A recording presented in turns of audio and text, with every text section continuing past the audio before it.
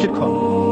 আমি পরিশ্রম করি, কাজ করি, ব্যবসা করি, চাকরি করে বলেই 3 বেলা খেতে পারি, শিক্ষক। কে খাওয়ায়? কেউ যদি মনে করে যে আমি খুব রুটিন লাইফ লিড করি, ভালো মন্দ বেঁচে চলি, ভালো ভালো খাই, ব্যায়াম করি, এই কারণে আমি সুস্বাস্থ্যের অধিকারী, শিক্ষক। সুস্বাস্থ্য দিয়েছেন কে? কেউ যদি মনে করে যে আমার হাতে একটা আংটি আছে, এই আংটি খুলে ফেললে আমার রোগ হবে, এটা হবে বিশ্বাসগত সে। কেউ যদি মনে করে আংটিটা খুলে ফেললে আমার রোগ বেড়ে যাবে, অথবা আংটি খুলে ফেললে আমি মারা যাব, আমার কোনো ক্ষতি হবে, বিশ্বাসগত সে। কেউ যদি মনে করে ভালোগুলো সব আল্লাহর পক্ষ থেকে আসে আর খারাপগুলো শয়তানের পক্ষ থেকে আসে, এটাও সে। কারণ ভালো মন্দ দুটোই কার পক্ষ থেকে আসে? আল্লাহর পক্ষ থেকে। চুল আঁচড়াচ্ছেন, চিরুনিটা হাত থেকে পড়ে গেল।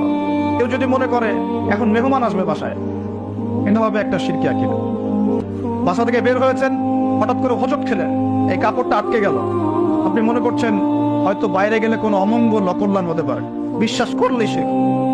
কেউ যদি মনে করে যে রাস্তার পাশে লোক বসে আছে টিয়া পাখি নিয়ে, ও আমার ভাগ্য বলতে পারে, বিশ্বাস করলে শিক্ষক। কেউ যদি পত্রিকা খুলে দেখে রাশি ফলে লেখা আছে তুমি সিংহ রাশি, তোমার আজকের দিনটা এমন যাবে, বিশ্বাস করলে শিক্ষক।